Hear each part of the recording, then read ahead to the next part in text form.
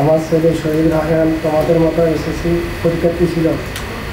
তার রেজাল্ট যখন আমরা হাতে পাই তখন তার মা কান্না ভেঙে পড়ে। তার রেজাল্ট দিয়ে কী করবো, সে তো দুনিয়া ছেড়ে চলে গেছে। রায়হান যখন জুলাই বিপ্লবে পার্টিসিপেট করে তার কিছুদিন আগেই আপনাদের মতো করে এসএসসি পরীক্ষায় সে অংশগ্রহণ করেছিল। জুলাই বিপ্লবের 5ই আগস্ট ফ্যাসিস্ট হাসিনা যেদিন পালিয়ে যায় সেদিন সন্ধ্যায় বাড্ডায় পুলিশের গুলিতে ছাত্র শিবিরের কর্মী রায়হান শহীদ হয়।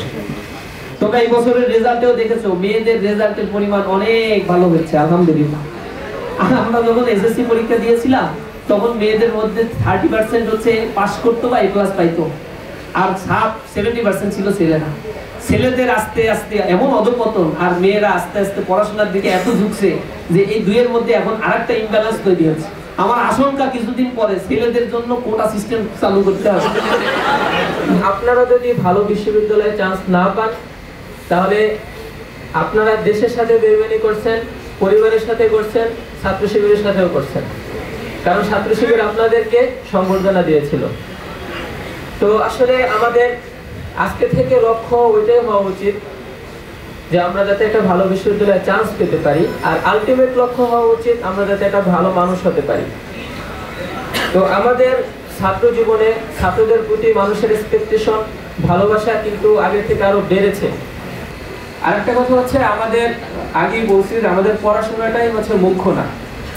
আমার কাছে মনে হয় যে আমি পড়াশোনা করলাম, ভালো একটা বিশ্ববিদ্যালয়ে চান্স পেলাম, টাকা পয়সা ইনকাম করলাম, মারা গেলাম, এটা কিন্তু আমাদের কোনো ক্রেডিট নেই, মানে জাস্ট একটা নর্মাল লাইফ।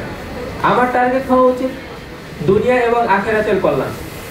তো আমাদের এখানে যারা মুসলিম, অন্য ধর্মের যারা আছে তারাও হয়তো কানেক্ট করতে পারবেন যে আমাদের কিন্তু আমরা যখন দোয়া করি, দোয়াটা এমন হয় না যে রব্বানা আতিনা ফিদ দুনিয়া হাসানা বা রব্বানা আতিনা ফিল আখিরাতি হাসানা। আমরা কিন্তু দোয়া করার সময় এভাবে রব্বানা আতিনা ফিদ দুনিয়া হাসানা ওয়া ফিল আখিরাতি হাসানা, মানে আমাদের দুনিয়াতেও কল্যাণ দাও, পরকালেও কল্যাণ দাও। তো আমাদের সবসময় এটা আগে থাকা উচিত। আমি যার যার স্থান থেকে আমি হচ্ছে এখন স্টুডেন্ট, আমি ঢাকায় থাকতেছি, আমার এলাকার অনেক স্টুডেন্ট হচ্ছে পড়াশোনা করতে পারে না বা এলাকায় হচ্ছে কোনো সামাজিক কাজ হচ্ছে না।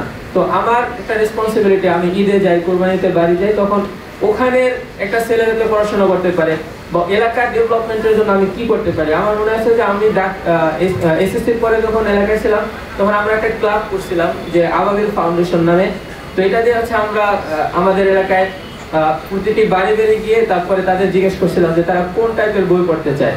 কেউ ম্যাগাজিন বলছে, কেউ উপন্যাস বলছে, বিশেষ করে যারা অভিভাবক আছে তারা ধর্মীয় গ্রন্থের কথা বলছে। তো আমরা একটা লিস্ট করছিলাম, তো সেই লিস্ট অনুযায়ী আমরা কিছু বই কিনছিলাম যে আমরা হচ্ছে তাদের বাড়িতে বাড়িতে বই পৌঁছে দিব। তো এটা অনেকদিন চলছিল, পরে আমরা সবাই ঢাকায় মুভ করার কারণে এটা আর কন্টিনিউ করা হয় না, কিন্তু এখনো আমরা রুম নিয়েছিলাম, সবকিছু ছিল।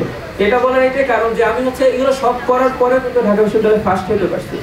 তো এটা এই কারণে বলা যে আমি খুব মেধাবী স্টুডেন্ট, বিষয়টা এমন না, মানে আপনারাও পারবেন, মানে সোশ্যাল কাজও চলবে, পলিটিক্যাল কাজও চলবে, পড়াশোনাও চলবে। আবার জুলাই গণঅভ্যুত্থানের সময় দেখছিলেন আপনারা যে ছাত্ররা যদি মাঠে না নামতো তাহলে এই স্বৈরাচারের পতন হইতো না, এটা তো নিশ্চিত। ছাত্ররা মাঠে এতদিন নামে নাই, স্বৈরাচার ছিল, ছাত্ররা মাঠে নামছে। আমরা দেখছি আগে কোটা সংস্কার আন্দোলন, তারপর নিরাপদ সড়ক আন্দোলন, সর্বশেষ স্বৈরাচার পতন আন্দোলন। তো আমাদের একটা রেসপন্সিবিলিটি আছে।